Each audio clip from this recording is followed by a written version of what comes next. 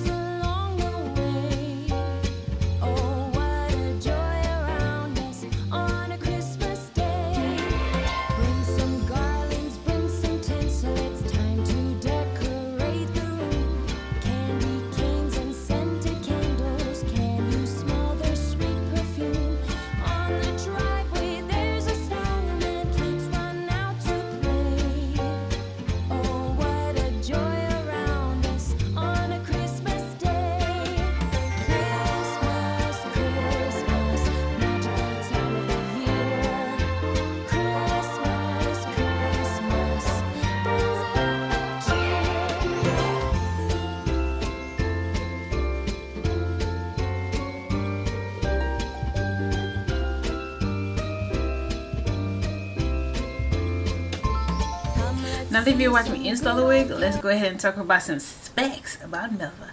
So this wig review is sponsored by the company Sam's Beauty. Thank you, Sam's Beauty, for trusting me and giving me my honest opinion on this wig review. And thank you for sending over this gorgeous unit for me to review. So, now that we got that out of the way, let's talk about Melva, baby. Okay, like I mentioned earlier, I'm sorry, I'm looking at my phone. I had the thing. I didn't have my notepad, so... Okay, let's go ahead. So this wig is Outre Wigpop in the style Melva. I have Melva in the color HT1B Burgundy. Melva has 3 combs, one on this side, one on this side, one in the back. Melva also comes with adjustable straps in the nape area.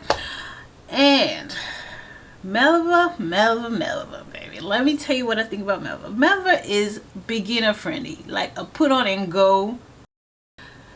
Melva is so easy. You just plop it on and you finger the curls however you want to. Maybe put some hairspray and boom, you're done. Melva is also heat safe up to 400 degrees, so if you want some tighter curls or looser curls, you could go ahead and do so by adding heat to it. I would say Melva is an everyday unit, baby. Every day. Like, yeah, you don't even gotta think about Melva. You'd be like, you know when people just call you on FaceTime and your hair not done? Boop. Melva is the solution to that problem. FaceTime ready, Walmart ready, delivery man ready, everything. So some cons about Melva. It's not big head friendly. I don't think I have a big head. I don't know the size of my head. I'm sorry. One day I'll measure it. Okay, I'll let you guys know the exact size. So for comparison, you will know when I say it's not big head friendly what I mean. So, but for me, it's not big head friendly. It hurts. Like at the nape area, it is so tight. Okay, it is so tight.